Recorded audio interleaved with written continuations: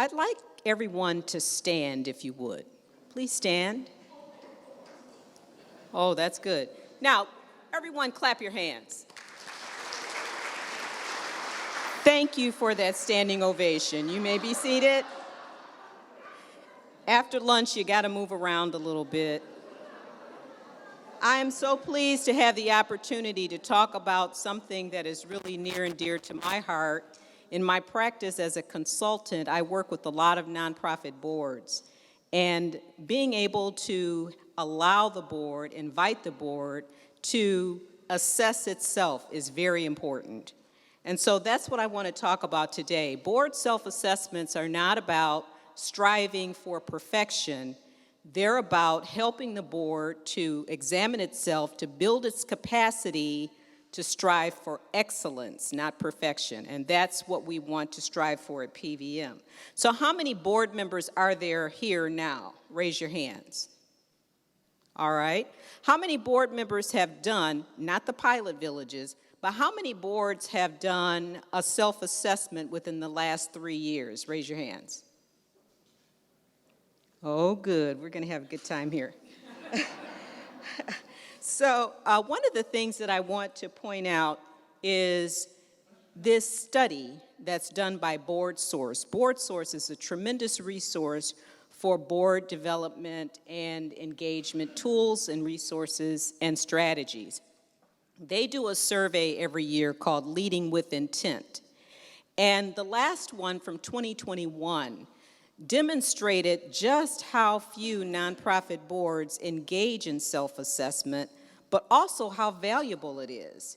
Because this study, which included over 1,000 different types of nonprofit organizations, asked board chairs and CEOs questions about how the board is operating, what the board does, who's on the board in terms of the demographics of the board, all these things that make a difference. And what they found was that only 58% of those boards had engaged in a self-assessment, had actually taken the time to examine themselves as a body. And so that's what we want to make sure we really hold up, is how self-assessment is good governance. I mean, think about it. We take our cars in for an annual checkup. We take our bodies in for an annual checkup. Why don't we look at ourselves as a board to say, what are we doing well, celebrating that, but also, are there areas of opportunity for us to do it even better? So those are the kinds of questions that good boards ask themselves. What are we doing well, and how can we do it better? How can we strive for that excellence?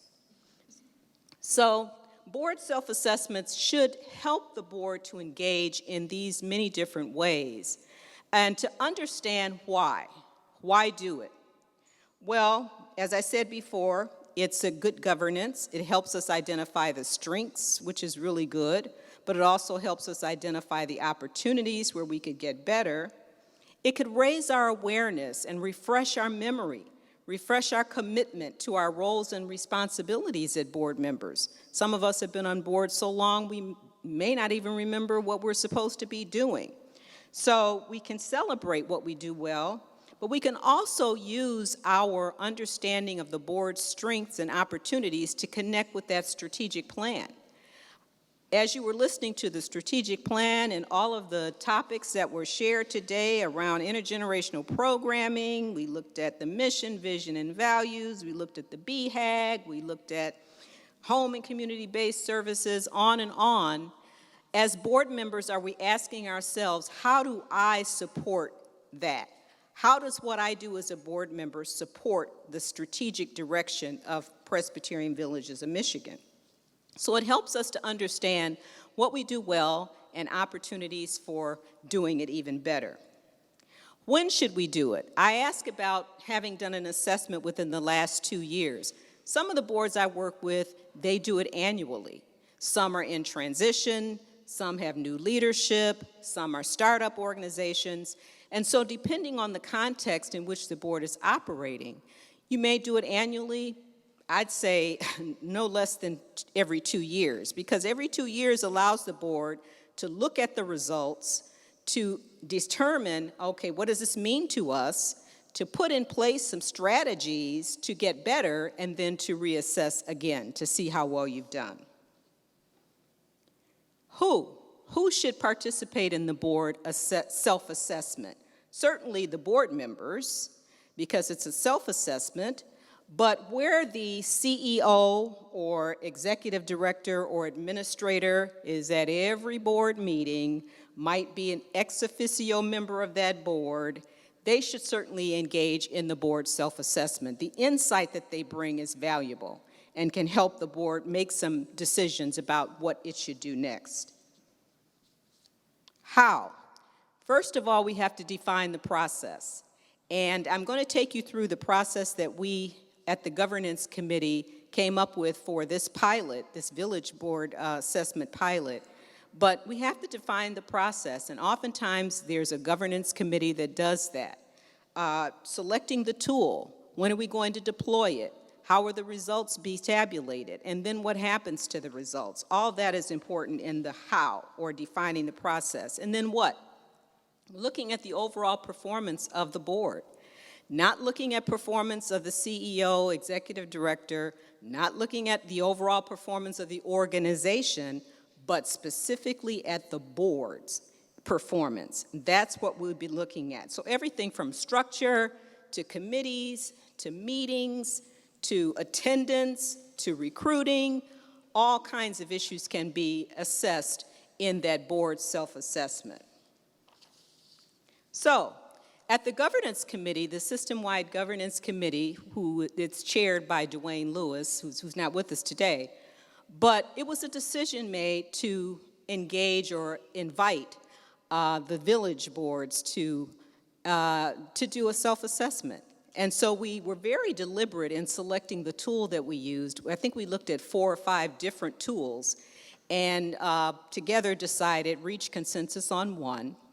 We also were very deliberate in selecting the pilot villages. We wanted to make sure that we had village that was a partnership village, and we selected Hartford. Ron Spears is the chair there. We wanted a village that represented the obligated group, and so East Harbor was selected, and Richard Lara, who's the chair, he's here. A housing village, so Oakman Manor was selected. Unfortunately, Maynard Tim can't be with us, he's traveling. But Perry Farm Hillside as an outstate village was selected, and Joanne Robinson, who's the chair, is here. And so part of our process was, again, to select the tools, select the pilot villages. We wanted to position this assessment with those pilot villages first before rolling out to the full set of village boards. So we deployed the survey electronically from July 20th through August 5th, sent out an email that had a link attached for the boards to complete the assessment, and we shared the results. We sent the results of the assessments to the board chairs. Unfortunately, the board chairs have not been able to convene the boards to do these next 2 things, to have a discussion about the results. That's where the powerful consensus can come into play around what happens next. So we were planning to be able to share with you some very important findings from the pilot assessments, but since this is the village board's data to analyze and interpret first, we aren't going to out them today. So, but we will talk a little bit about the process, which I think is important to us at the governance committee level, because we want to make sure if there's something we did well in the pilot, great. If there's something we could do better when we deploy the assessment to other villages, we'd like to hear that. So I have some friends that have come today prepared to weigh in on some questions. I have someone from each village, and the questions I posed, they can answer any that they want, was really what increases the response rate on a self-assessment? How do you get board members to actually do it? And what additional areas of board governance should we be asking in the assessment? Are there any best practices that you want to raise up for self-assessments? So what worked well, what could have been better? Is there anything else they'd like to share about the process? So I'm going to start by calling on Larry Matthews, who is the interim chair at Hartford Village. Share on any of these questions that I posed. Well, basically, on the question that you posed, it comes from the self-assessment itself. Again, I'm the interim chair of the board at Hartford Village, and I found the board assessment to be a very easy process. And it's going to provide some very important information to our board, and we haven't shared that with them yet. We're going to share that with them on September 27th at our next board meeting. But the information that we got from the assessment, that I got from the assessment, was just really like surprising. I knew how I felt. I've been on that board since its inception. I think back in 2017 as a treasurer. Now I'm serving as the interim chair. But I saw that a lot of my responses are the same as other folks' responses, like things that I didn't know that I felt I should know. And so now what that's going to be, we're going to do now is develop a plan on how to address those issues. But we can't do it until I get to the board meeting. So I really found the self-assessment very easy. It didn't take a long time to get it done. But what it did is just really substantiated the results that are my feelings, and now I want to see how we can use that to help our board and our leadership as we go forward. Thank you, Larry. And we know that doing a self-assessment, at least I've seen from working with some boards, can be kind of scary. You know, boards may not want to hold themselves up to that kind of scrutiny, and maybe a little bit have some preconceived notions about what are they going to do with the data, wanting to present a positive spin, you know, and not really being honest and open about how your board operates. But this is for the board, and we want to make sure that board members have a chance to review the data together to make some decisions about moving forward. So I want to ask Joanne Robinson, who's the chair of Perry Farm Hillside, what you'd like to share about the self-assessment process. A couple of things that I'd like to say. First, a little bit about process. So if you look at the date of when the survey was deployed, it was in July. We only had 4 of our 9 board members, who are all very engaged for the most part, reply. And they had multiple emails, one from Roger, several from me, you know, informally, you know, I think a couple people we reached out to. But if you've ever lived in kind of a up north resort kind of community, you've got friends and family staying with you for the whole month of July. So when we did have on our agenda of our last board meeting and shared the results, we ran out of time for, you know, substantial discussion, but several of the board members who did not respond to the survey said, oh my gosh, I didn't see an email. They got 5 emails. I think they just had other things on their mind. So I think the timing of how you deploy the survey is really important. And second of all, the way our board cycles, it was in June, end of June, that we had a board meeting. So I think if we had been able to raise up that the survey was coming so people could look for it, and also, I don't know about your boards, but our board, they're very assertive. They speak their mind, and they want to be part of the decision to do something. And in our survey results, it showed that the board, 3 out of 4, thought that we should be doing board assessment. So that gives me a sense that there would have been a lot of buy-in that we could have leveraged at the board meeting, which would have made everyone feel it was you know, an important thing to do. Just one other comment. When I joined the board during COVID, and I became board chair just as we were starting to feel comfortable getting back together. So one of the things I did was I met one-on-one with every board member. And it was really interesting to me that our results, even though it only represented 4 out of 9 of our board members, very closely approximated the kind of responses that I got and the opportunities that were raised up when I met with people one-on-one. So that might be maybe a testimony to the validity of the tool, because it was very consistent with what I heard from people, you know, outside of the survey.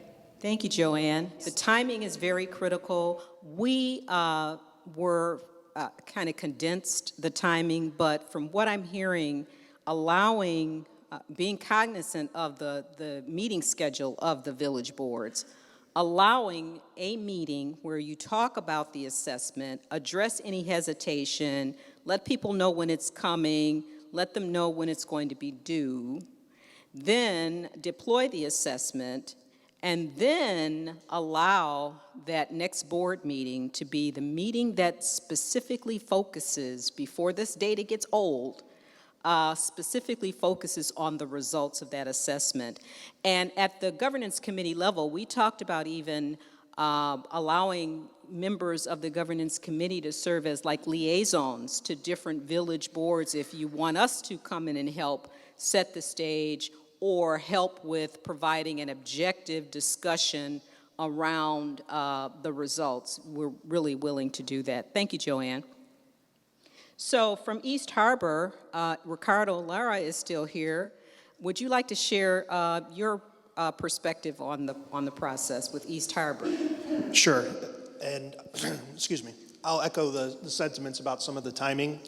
I think when this came out, it was around the time that we had a board meeting. And I was speaking with Carolyn earlier today, and I said, you know, what is it that really gets success on some of our resident assessments and their participation?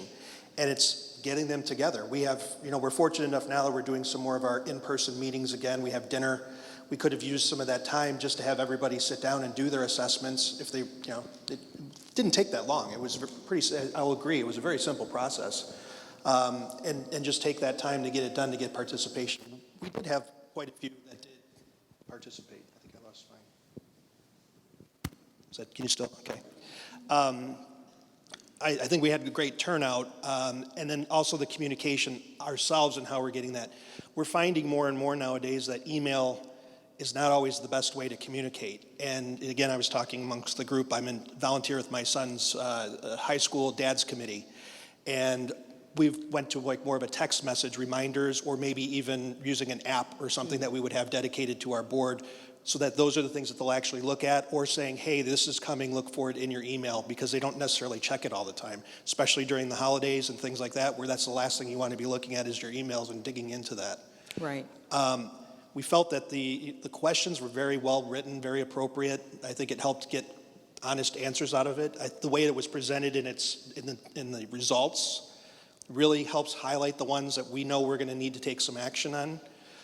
We're going to delay our reveal because we have our elections for our board, our officers coming up at our next meeting. We have a meeting coming up next week, but we're going to delay it to then to give some of the new people that may be taking over positions, to challenge them. That's going to be part of their thing to, you know, start fresh with some of those ideas and brainstorming, and we can dedicate more of the time for that type of discussion. Because we'll be frank as well, we don't do a lot of self-assessment. It's certainly not formal. I mean, once in a while we'll address an issue here or there, but this would really give us time to sit down and, you know, we're so busy focusing on our agenda, trying to get through all of our recent, you know, accomplishments at East Harbor, that we're focused on closing those items out and not really self-reflecting on what we can do and how can we do it. You know, getting back to more smaller committees and more interaction with the corporate level, getting us more involved there, reporting back. How do we get this information out about our vision, and how are we supporting that? So this will be a great starting point for us to have those conversations, bring that back to the forefront. Great, thank you so much. And they did have great response. I think 13 out of 14 of the board members responded. So, but on the results side, the timing was not ideal for your board to get together and review the results. Great, so we have to pay attention to timing both upfront, the preparation, and after. All right, and finally, let's hear from our fourth participant in the pilot from Oakman Manor. Maynard Tim is out of town, and Todd is stepping up as the champion for Oakman Manor. Good afternoon. I'm actually the secretary on the board at Oakman Manor, and the process itself was relatively user-friendly. I thought the questions are very good. Unfortunately, we haven't had a chance to assess it as a board, so I'll be very curious to see if my fellow board members felt the way I did, because as you know, all boards are not created equal. And so, but I do think that assessments are really, really a good metric or tool for you to assess where you are. What I'd also be interested in taking this a step further would be to see, after we do our assessment ourselves, what the feedback would be from the administrator and or the residents. A lot of times with residents, you kind of see them as you go to and fro as you come to your board meetings. We've had a few town halls where we've introduced ourselves, but to get some feedback from them to really, really see what they view us as and how they think we're progressing and so on and so forth. So I think that would be really, really good. So, but again, I think that self-assessments are very important, because other than that, you may just be meeting for coffee and donuts. You know, you really want to see, what are we doing? Are we effective?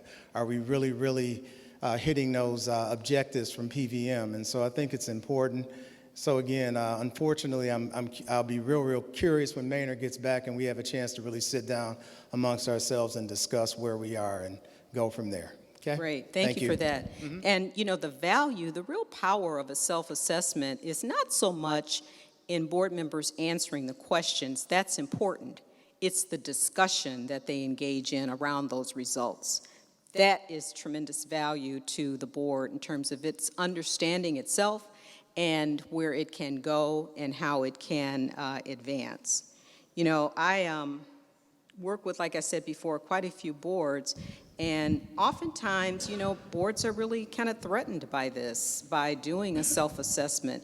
And you know, when you think about it, how many of us learned how to be board members before we got on a board? Raise your hand. Oh, one in the back. Most of us learned how to be a board member by being a board member. And quite frankly, I'm not saying at PVM, but in my experience, there have been boards that are dysfunctional, toxic, but assess themselves as, this is the status quo, this is the way it's supposed to be. So when we look at our results, we need to look at those results as it relates to not what we've been doing year after year, but what are those known best practices for good governance? What should we be doing? How could we get better? And learning from the results in that way. Dr. Jeffries, Yes. question for you. So how should we share this information with our board? Should we send it out to them and say we're going to discuss it at the next meeting, or do we, how should we share this with the board? Right. The process was laid out that after you got the results back, you would then, at the next board meeting, have a discussion with the board about the results, looking at what, you know, some of these things. What are some insights that you get from the results? Are there any recommendations or suggestions about the board? What did we learn about ourselves, about our connection with the mission and the strategic direction of the organization? And then what was confirmed? What was good about? What do we do well? What do we celebrate? So having that discussion after the results come in certainly is the most important use of the results. And then based on those results, putting together a board, well, I want to say board development plan, but a lot of organizations are starting to say a governance agenda. It's just another word for board development plan. But what are we going to do as a board? What are we going to engage in? Do we need to learn more about recruiting? Do we need to learn more about how to restructure our committees? Do we need to learn more how to engage board members?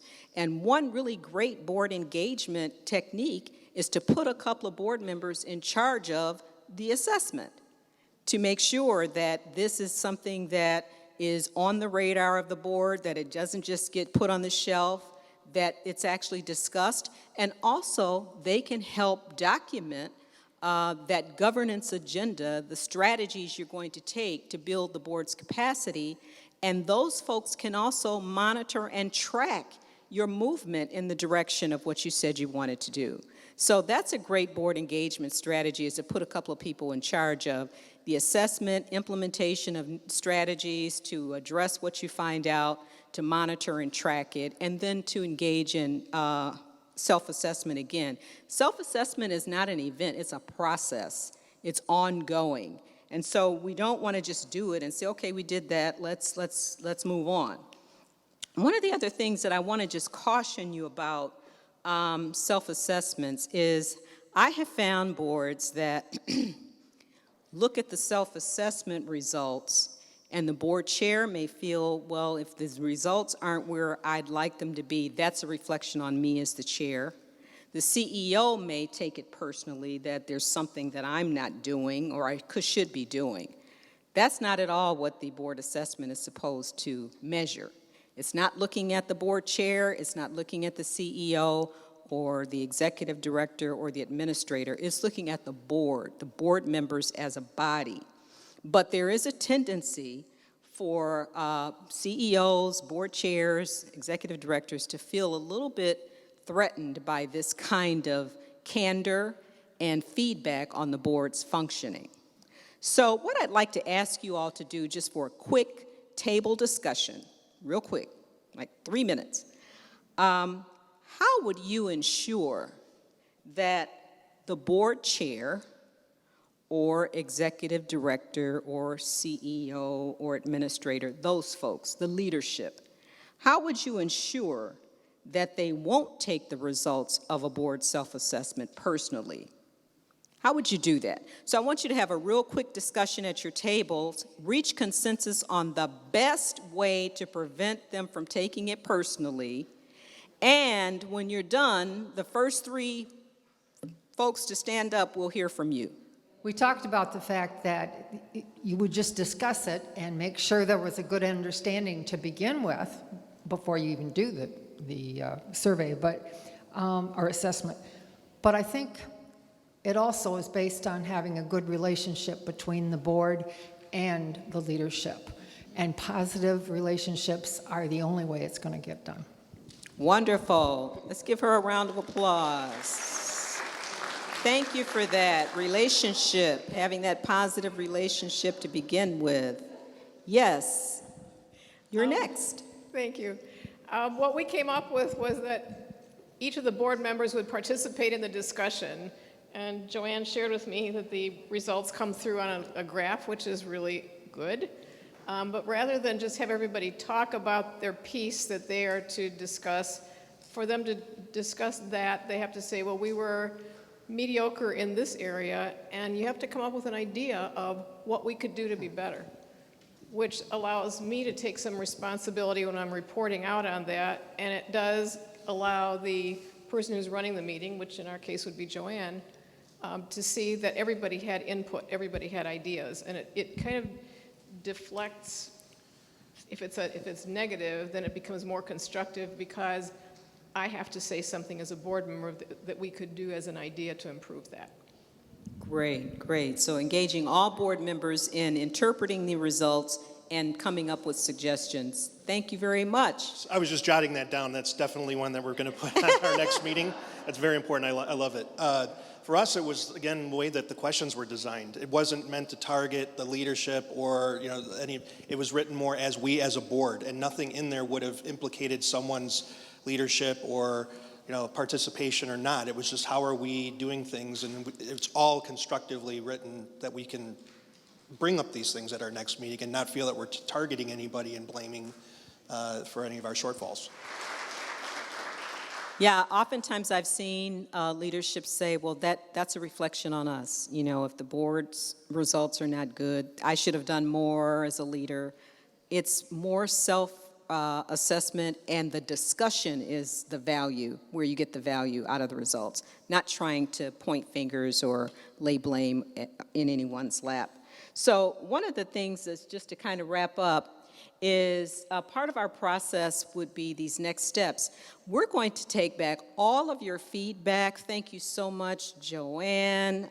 Thank you so much, Ricardo and Larry, and don't tell me, Todd, for sharing your perspectives. We're going to take the feedback from those who went through the pilot. One group actually said to me, can we take it again? So we'll have to go back to the governance committee with their feedback, because remember, this was a pilot, and we take this information back to the governance committee to decide, what do we tweak, what do we do differently, and that's part of assessing our work. We have to be open to what worked well in the pilot, what would have made it better, and how do we make it better? So that's one of the things we'll do is take the results back, and then each village would engage in discussing their own individual results. That's really important. And as we roll out the full system-wide village self-assessments, we'll be looking for themes across all villages.